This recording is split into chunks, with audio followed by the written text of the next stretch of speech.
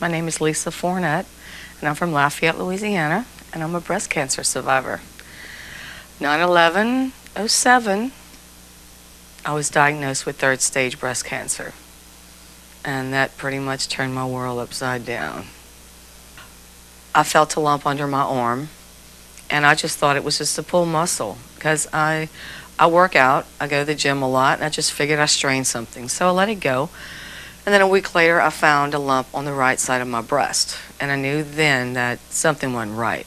So I called my gynecologist, and we moved up my mammogram. And when we did this, they found that they needed to do a needle biopsy. They did an ultrasound, needle biopsy, and then by that time, it was September 11th, 07, when they gave me the news that I was diagnosed with third-stage breast cancer.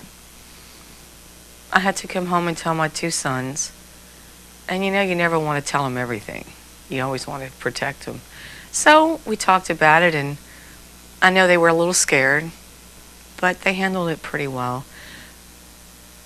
Just to let them know I'm going to need help in the next few months, and I'm going to be down, and they were there for me. My husband, my kids, family and friends were amazing, how they just took care of me and cooked for me and brought food. It was just a blessing, just awesome. So once we did this, I started chemo, and my chemo treatments were every 2 weeks for 4 months. And I had my good days and my bad days. It didn't stop me. I still worked. I still went to the gym. I called it my download. I'd get to the oncologist and said, I'm here for my download, and they'd hook up my little Metaport. I'd sit there and listen to my music and cut up with everyone, and they made it easy for me to be there. They were really great. Another blessing that I had. You have to have a positive attitude, and that helps you so much. And also, being in shape really helped me to recover a lot faster. I only needed to remove one breast, but I wanted to remove them both because I knew I wanted reconstruction, and I also knew that I didn't want to have to worry about it being in the other breast, coming back, having to go through this again. I wanted it done.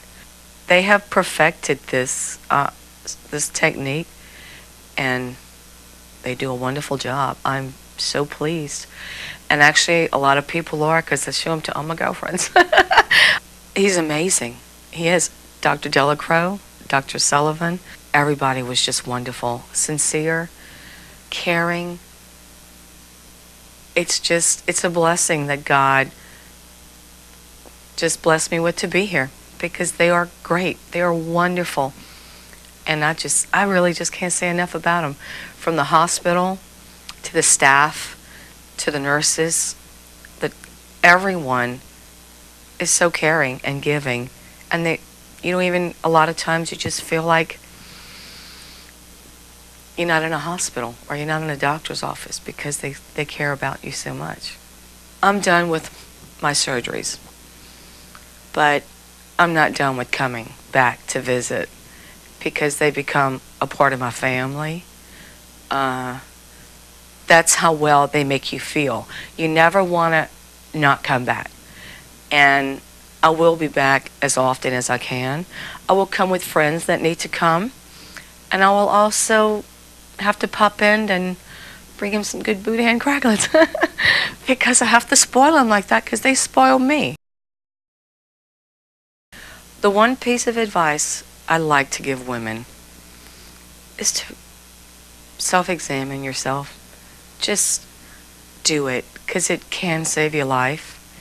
And it's amazing on what you can find on your body, and there's nothing wrong with it. Just be aware of your body, and that's going to help you to determine, this doesn't feel right, that doesn't feel right. You know what your body feels like. You know what's normal and what's not, and don't be embarrassed about it. Don't be ashamed. Call your doctor, because they want to know too. And the quicker you can do it, then the quicker you can get on with your life.